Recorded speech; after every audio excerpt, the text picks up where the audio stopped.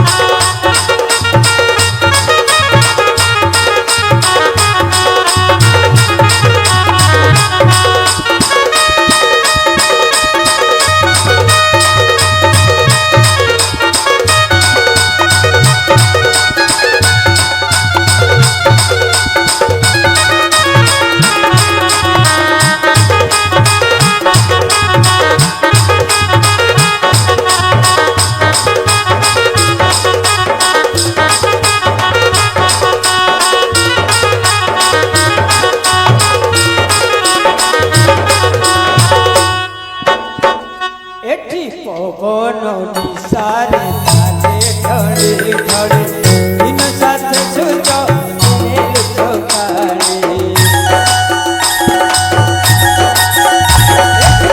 पवन निसारे थाले ढळे ढळे दिन साथ सुत मेल चौकारे नाना रंगे हो नाना रंग फूलों से नाही ठिकाना बादल ढाकी दिए जाम खवड़ोना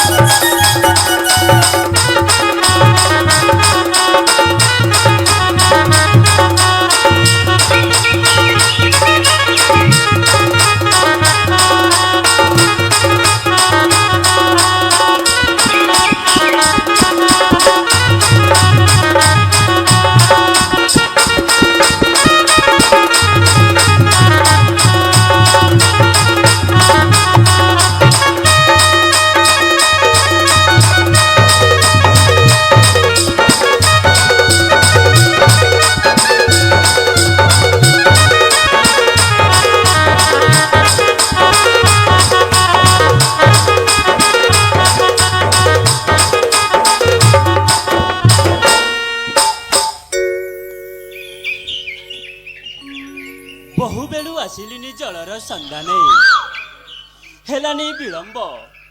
କୁଟୀରରେ ତେଣେ ଅନ୍ଧ ପିତା ମାତା ମୋର ଚାହିଁଥିବେ ଉଦ୍ବିଗ୍ନ ମାନେ ସେ ଯାଏ ଜଳ ଘେନି ଫେରିଯିବି କୁଟୀରକୁ ଶୀଘ୍ର।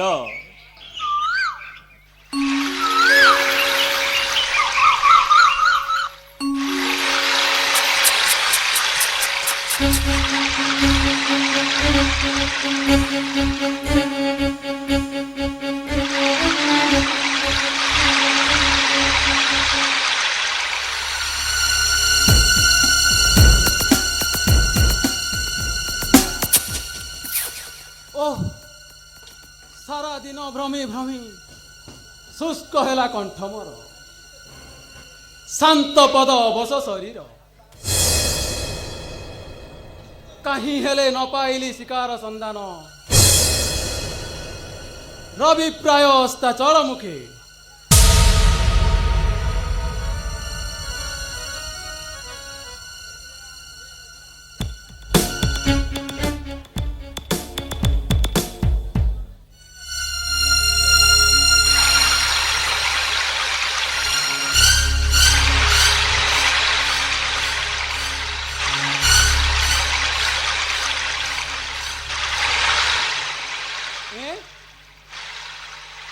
कहार ए शब्द शुभे लता हुआड़े निश्चय एक तृषार्थ हरिण पान करे झरणार जल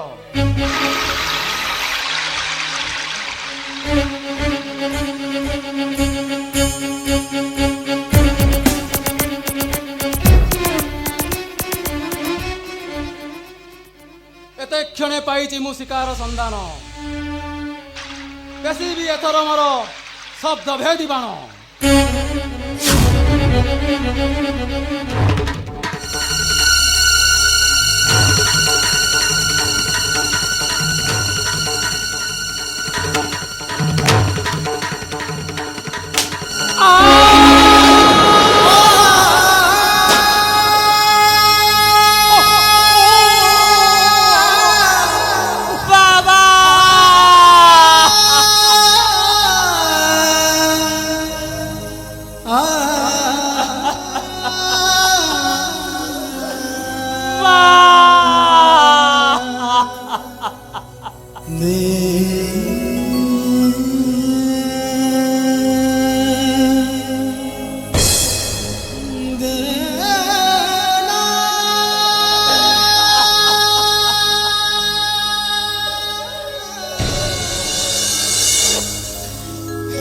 नारायण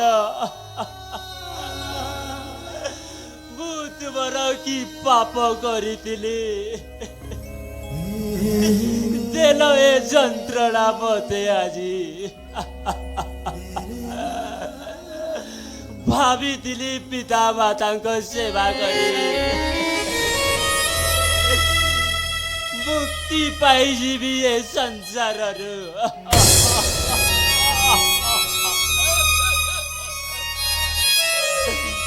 किंतु एक अविचार करिल प्रभु शेष समय रे न देखी पारिली पिता मातांक मुख मंडल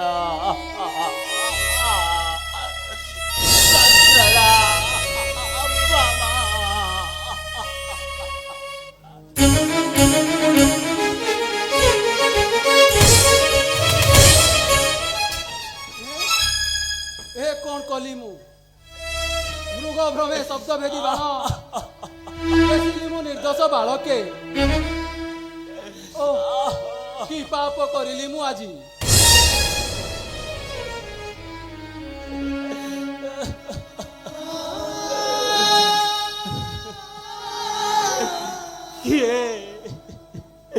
किए तुम्हें किबा अपराधे मते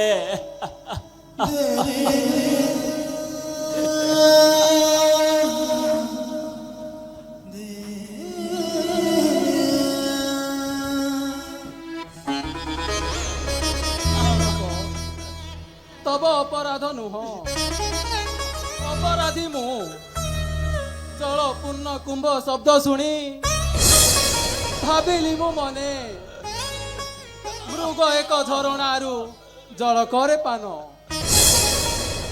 କିନ୍ତୁ ହାୟରେ ବିଧାତା ଏ କି ସର୍ବନାଶ। ଭଗବାନ ଭାଗ୍ୟ ମୋର ଲେଖା ଥିଲା ଏହା।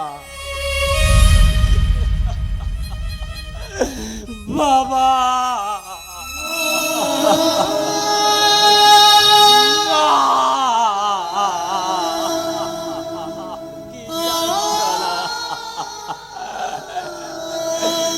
तब दर्शन आउ ए जनमे न हेब संभव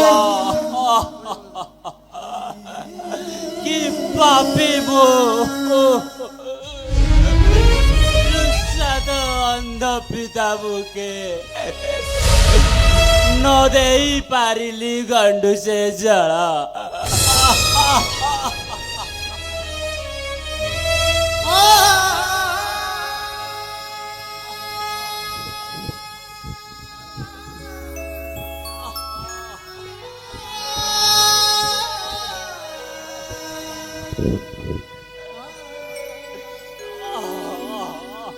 ବାଳକ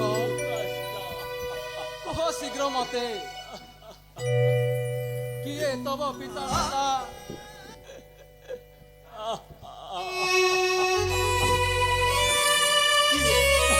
କେଉଁଠାରେ କରନ୍ତି ଯେ ବାସ? ଘେନି ଯିବି ଦ୍ରୁତଗାମୀ ଅଶ୍ୱପୃଷ୍ଠ ଶୀଘ୍ର। अंधक मुनिर पुत्र नाम मोर श्रवण अधूरे करंती बास अंध पिता माता मर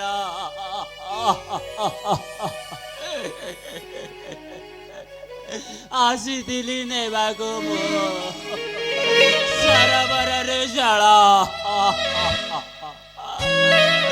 जल बिना निश्चय जीवन हारिबे अंध पिता माता मर। हे राजा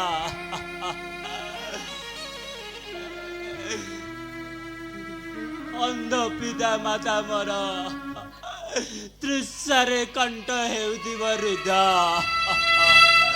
शीघ्र जल घेनी जाओ तांक निकटे किंतु जीवा पूर्वरु जेउ शिरविध करिच मो बक्षरे ताकू करि दियो बाहर। नारायण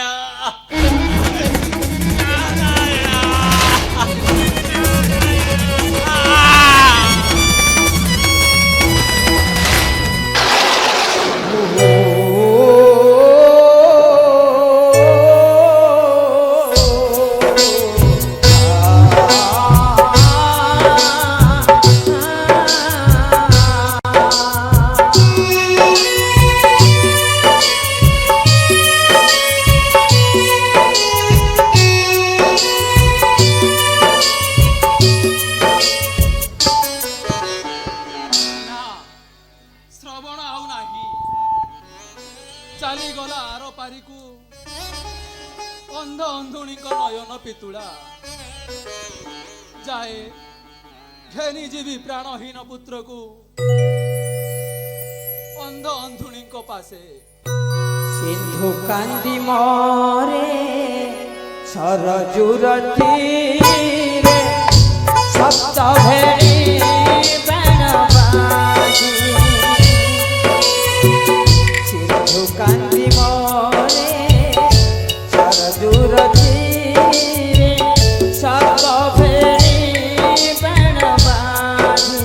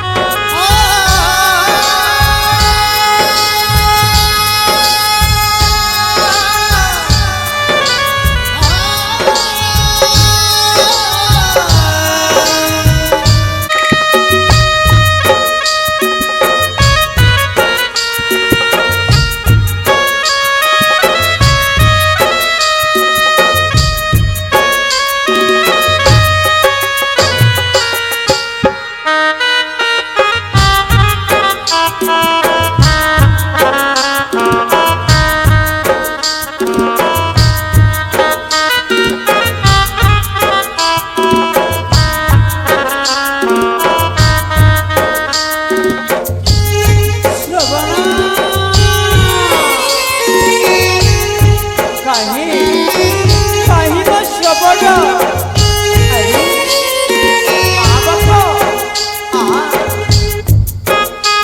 କଣ୍ଠ ଆମର ଶୁଖିଗଲାଣି ଜଳ ନେଇ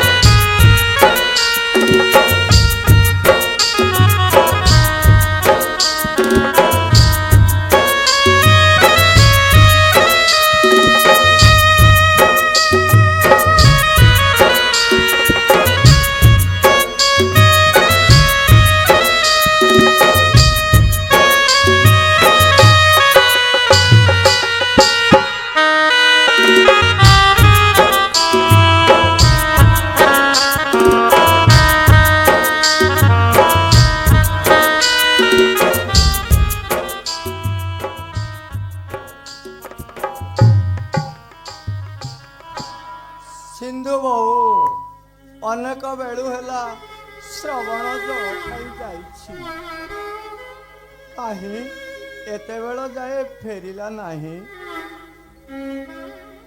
श्रवण श्रवण यही तो पद शब्द श्रवण निश्चय जल धरी फेरी आसी आ बाप श्रवण तोर आज एते उछर कहीं है रे कलामाणिक मुझे तो पाई केते भाविलिनी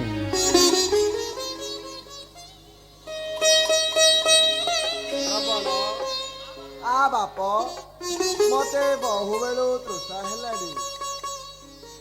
शीघ्र जल धरी फेरी आस बाप बोधे श्रवण पिलांक मेल खेलु खेलु विलंब हो गला आ बाप श्रवण आंबे जे तोहर अंध पिता माता तो छड़ा किए बा साहा भरसा अच्छी कहलु ओ थरी उठे सर्वांग मोहर किपरि देवी मुए निष्ठुर भारता श्वास रुध हुए मोर जाने नहीं कि विपद अच्छी मो कपाले आ बाप श्रवण कहीं तू करुछु छलना देलु जल दे ओ कि निष्ठुर सुनिश्चित ऋषि शापे ध्वंस हेब राजा दशरथ बापरे श्रवण आ बाप डाकी दे बाबा बोली थरे ଦୂର ହେଉ ପ୍ରାଣର ଯାତନା ଭାଷାରେ କଣ୍ଠଗ୍ରାତ ପ୍ରାଣ।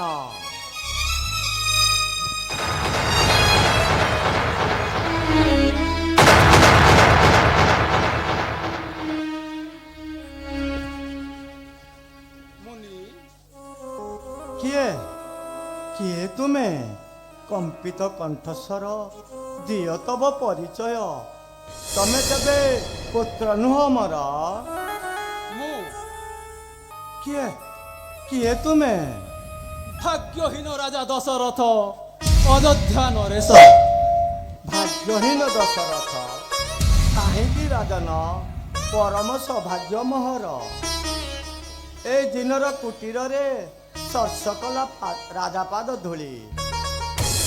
କିବା ଦେଇ ତୋଷିବି ତୁମ୍ଭକୁ ଦୃଷ୍ଟିହୀନ ଆମ୍ଭେ ଦୁହେଁ। ଏକମାତ୍ର ପୁତ୍ର ଶ୍ରବଣ ନାହିଁ କୁଟୀରରେ।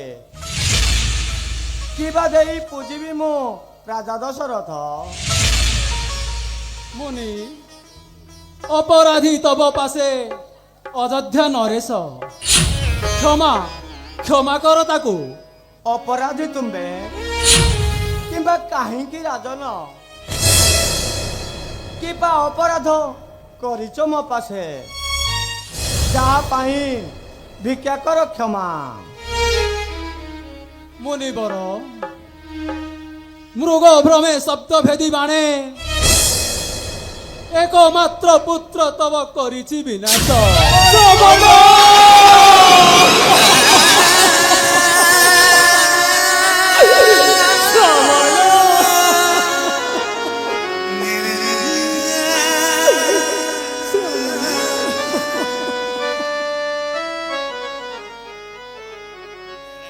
विधाता रे कि तोहर विधि विधान। विधाता रे कि तोहर विधि विधान। दुख सुख काटुची दिन एक चार कर मने कौन हिलता नयन पेचुड़ा तृष लगी गुड़ी गला बेला केमिति रहिबा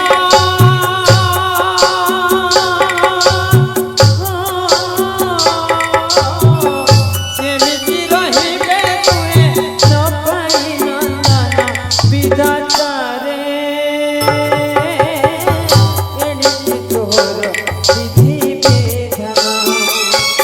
विधाता रे एणिकी तोहर विधि विधान।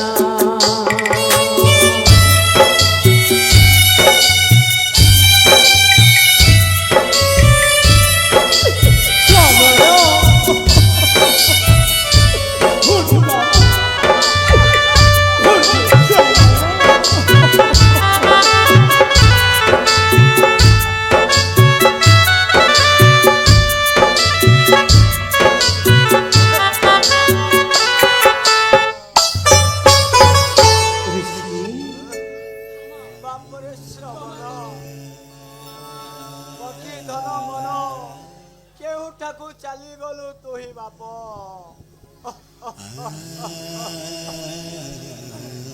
ଆରେ ଶ୍ରବଣ ଫେରିଆ ଫେରିଆ ବାପ। ରାଜା ଶ୍ରବଣକୁ ଦିଅ। ସେ ଯେ ଆମ ନୟନ ପିତୁଳା ପକ୍ଷର ମାଳିକ ତାକୁ ଛାଡ଼ି ଆମେ से थिला ताकर आशा बाड़ी लगेलो जमरा दौड़ी एमिति कहे ताकु जाई रही छंती ता पछाकु चाहे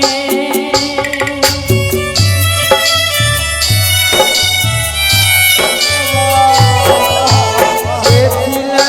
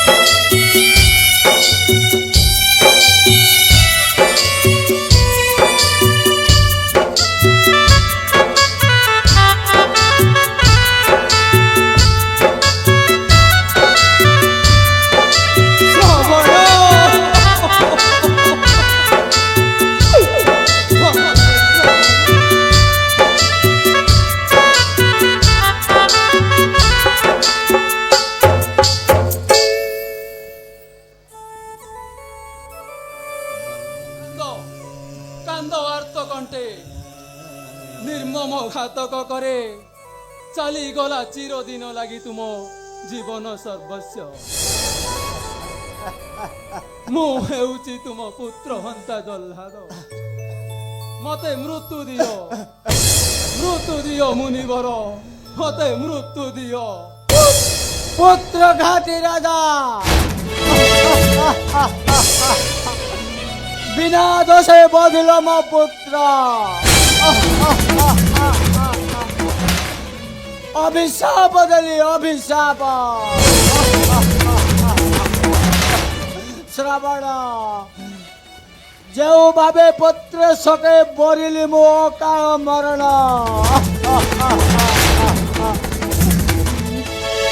ठीक सेहीपरि तुम्हें भी मरिब राजा। आओ मने रख अंतिम मुहूर्त काले न देखिब पुत्र मुख बारे। नारायण नारायण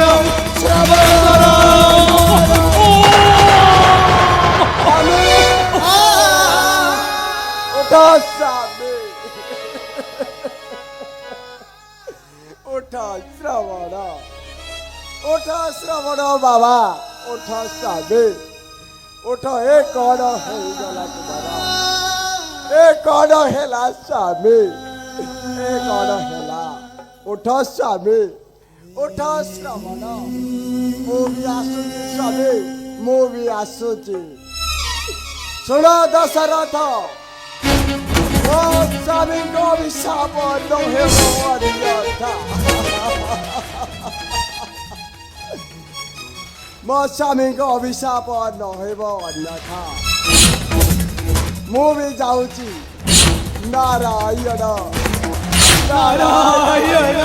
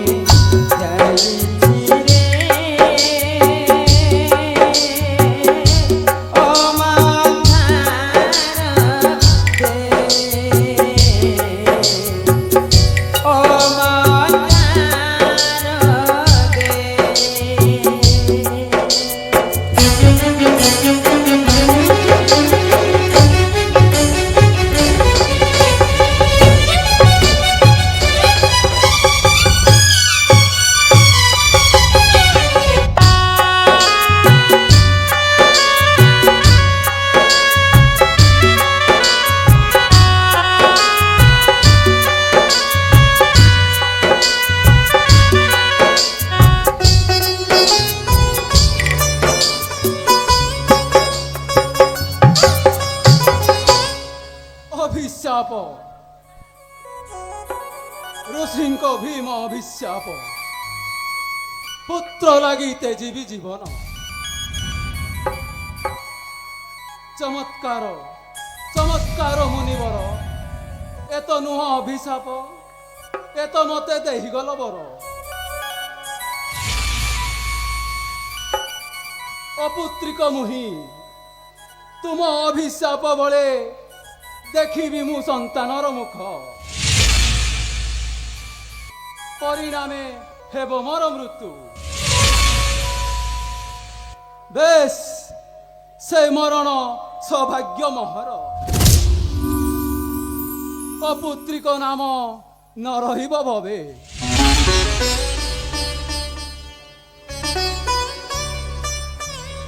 যাই ঋষিଙ୍କ মূর্তিপিণ্ড করিবি দহন। ଆସିଥିଲା ପୂଜାରିଣୀ ଅନନ୍ତ ସମାରାଧନୀ ମନର କଥାଟି ତାର କୁଆରହି ଗଲାଟି କୁଆରହି